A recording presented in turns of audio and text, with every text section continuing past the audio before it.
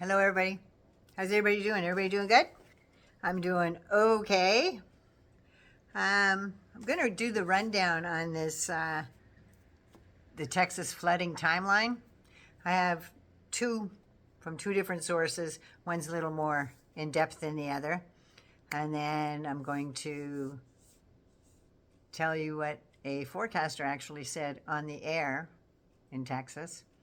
And at the end, I have a little funny to tell you at the end. My impression of something else, that's all. And I've been out in the garden all day. That's why this is late. This is, oh God, it's 5:30 in the evening now. But you got to see this.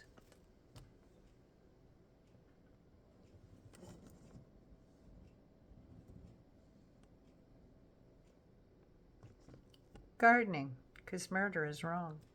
So I've been out there all day. So, if you're new to the channel, love me, like me, share me. Don't forget to subscribe. Hangers on, welcome back. Love having you here. I really do. So shall we get into this timeline? I think we should.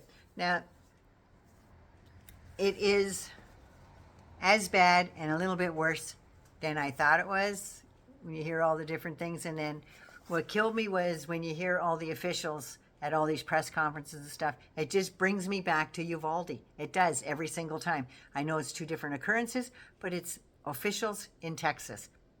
Just saying.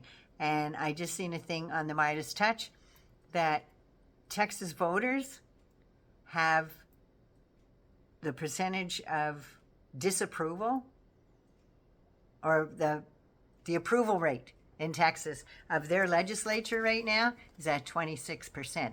This ain't going to make it go up either. So, yeah, this timeline is pretty rough. I was just like flabbergasted. Wait to hear the first one. So anyway, let's get into this. Sunday, June 29th. This is Fox 4 in Texas. National Weather Service in San Antonio, Austin, talked about heavy rain with flood warnings by the end of the week, June 29th. Monday, June 30th, National Weather Service said warm nighttime rains with flood warnings. Tuesday, July 1st, Canada Day. Well, for us anyway. National Weather Service said flood potential especially high in the hill country. Here's where it gets really, really crazy. Thursday, July 3rd, the National Weather Service issued a flood watch at 1:18 p.m. Flood watch. Flash flood watch for Kerr County at 12:41 a.m. early Friday morning. Rain amounts were already at 10 inches and the possibility of rivers flooding, including Kerr County. Flash flood warnings came at 1:14 a.m. with life-threatening flooding. At 6:10 p.m. Thursday night, special discussions concerning flash floodings. The rain at that time, at 6:10 in the evening, was already falling at 3 inches an hour or higher. Then there was a flash flood emergency in Kerr County and the Guadalupe River at 5:30 a.m. Central Texas Flood Watch, Saturday, 12:41 a.m., there was flood watches for Burnett, Travis, and Williamson. So this one, the next one I have is the Texas Hill Country News, ABC. This is early Friday morning, like midnight, just after midnight. 1:06 a.m. Friday, flood warnings for Kerr County, considerable tag, was issued with this warning, and this normally triggers wireless alerts on cell phones. This is at 1:06 in the morning. At 2:28, a flash flood communication came out, and the National Weather Service said up to 5 inches are falling hourly, and flash floods had likely started in Kerr County. At 2:28 a.m. At 3:02 a.m., flash flood communications, the National Weather Service said dangerous flash flood events are unfolding in south central Kerr County. at 3:02 a.m. At 4:03 a.m. Friday, flash flood emergency issued for Kerr County. So only a very small fraction of flash flood warnings get upgraded at this level. Very few of them. At 4:20, the Guadalupe River at Hunt reached major flood stage at 22 feet of water. That rose to its peak at 29.45 feet by 4:35. The warnings were there. People, this is a news anchor. This is the guy I was telling you about at WFAA News in Dallas. And he said the warnings were there. People get warning fatigue. And they get warnings and just ignore them. People complain about them all the time. And some people didn't get the warnings. The governor is thinking about putting up sirens to alert people. And all I could think of was a lot of good that's going to do if the guy that hits the siren button's phone is turned off. Why not tell Trump to hire back those almost 800 weather people that they got rid of through the Doge bags? They also got rid of 3 of their 5 stationary weather satellites that track weather phenomenon as far away as Africa, where the patterns start.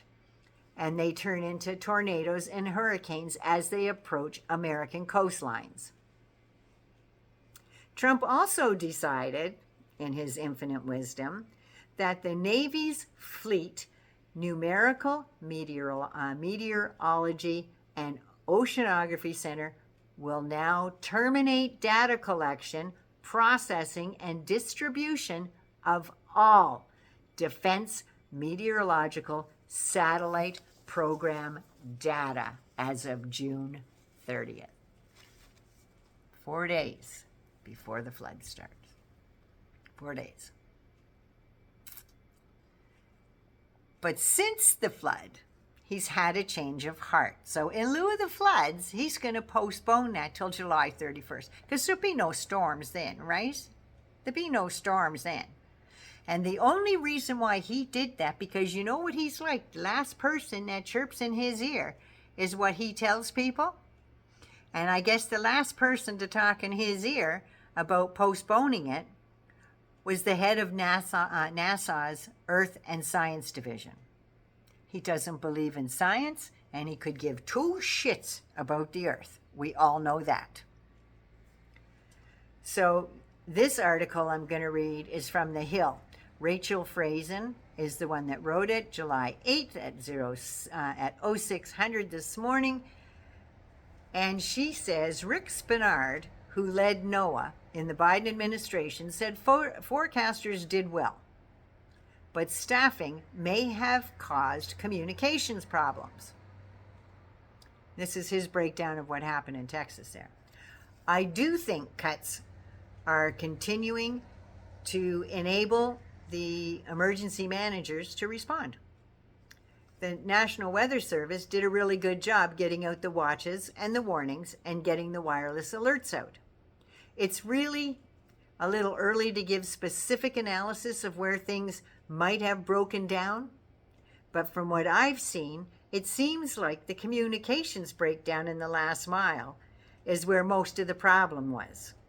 The information went out with significant lead time of several hours, and yet no action was taken. When you send a message, there's no guarantee that it's received. So someone needs to follow up with that. In the weather forecast offices, the one who follows up with that information is the position called the Warning Coordination Meteorologist. And guess what? There is no warning coordination meteorologist in the San Antonio, Austin Weather Forecast Office because that was one of the first positions lost in the cuts from the Trump administration and the Doge bags. So that's the breakdown of the timeline there. It is bad. And I watched part of a press conference this afternoon. They couldn't even get through it. They couldn't answer the questions because nobody did what they should have done. There are over 100 people that have left our world. Those 27 missing girls are not on this planet. They have recovered 30 remains and still looking for others. Can you imagine being the father out there in those big heaps of whatever the hell's out there looking for your child just in case they might be there? But yeah, it's Biden's fault, right? As for the complete ass-kissing display of the universe, the award is going to go to Get the Net Yahoo. That's right. After that bad news, let's have some fun with this one. He was waiting on pins and needles until he could present the mango marionette puppet of his the copy of the letter that he sent to the Nobel Peace Prize Committee.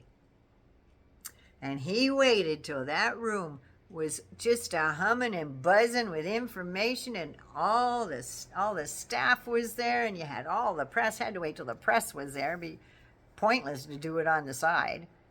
So during that little meeting, it's supposed to be a dinner meeting. I didn't see anybody eating, just saying.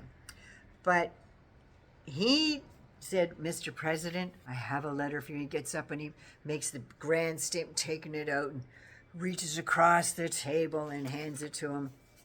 And he said, "I have nominated you, my literal partner in crime." He didn't say that part, though. "For this distinguished award." Imagine that. "Yes, I've nominated you for a Nobel Peace Prize for all the good stuff that you did during the Iran War." Excuse me? What, because he named it the 12-Day War? So, imagine a war criminal wanted in The Hague for acts of war crimes. In my opinion, only genocide. Allegedly. Not allegedly, we watched it on TV. A war criminal wanted in The Hague for acts of genocide for entertainment purposes only, as well as being charged in Israel for breach of trust, accepting bribes and fraud, and nominating another fellow criminal, Donald J. Trump, who himself is a convicted felon 34 times over, guilty of bank and insurance fraud, 17 counts, I believe, and had to pay probably about $600 million now with interest and penalties, and the money that he owed to the city of New York, and he was found liable of SA and had to pay his victim $5 million. But he kept defaming her, and he was too stupid to keep his big flappy yap shut, and he ended up having to pay her $87 million in compensatory damages because he can't shut up. So it's about $89 million that he owes in that, plus the $5 million from the first one, still unpaid. But what has he done to garner peace anywhere in this big wide world? He said he brokered peace between India and Pakistan, and both countries' leaders went, no, you didn't. Trump tried to extort them is what he did. It was like, I'm going to tariff you if you don't stop this war. But by the time he said that, the fighting was already over, and they made amends or shook hands and went to their reflective corners, I don't know. But Trump had nothing to do with that, and Modi has said as much to the world. And then they still got tariffed. So you know how well that peace deal didn't go. Ukraine and Russia. Nope, no peace deal there, Donnie. 24 hours, my arse. Trump said Putin won't stop, and Ukraine said they would stop if Russia stopped. Ukraine has been saying that since the start of this stuff. If they'll just get the hell out of my country and let us live in peace, we got nothing against. Well, frig you. You know, you mind your business, we'll mind ours. But oh, no. Oh, I don't know what's crawling around in Putin's head, but he's got this thing that everything still belongs to the old Soviet Union. Glad that's gone. But anyway, Putin said he wouldn't stop. So Trump's angry with him. Yep, not happy with him. And then Trump stopped a bunch of missiles to Ukraine. Some got lost in the mail and ended up in the Middle East. I don't know.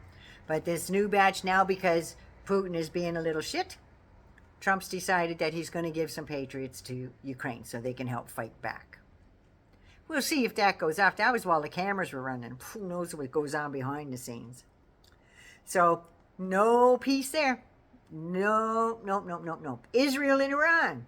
Israel, in its conspiratorial mindset, get the Netanyahu has been just itching to bomb Iran for over 30 years. They've been just, oh, Jesus, I got to get in there. But he couldn't get America's help. All them leaders for over 30 years are saying, no, we're not getting into that shit. No, we've got our nose in enough countries now. We're not doing that too. So America wouldn't do it. And then along came Trump. Totally clueless, but will do whatever a tough guy wants. You ever see the Christmas movie there with little Ralphie and the bully that was after all the kids and stuff, the little toady? Can we do it now? Let's do it. Come on. And he'd go out there, yeah, what do you want? Yeah, little toady, talking real tough, as long as the bully's there with him. Yeah, he's talking really tough. Because Trump is their toady. Trump is so desperate to be the belle of the fascist ball that every time one of them goes, hey, Donnie, come here, baby. He straps on the knee pads and gets to slurping. He does it every time. He gave Putin no punishment. In fact, he gave him concessions.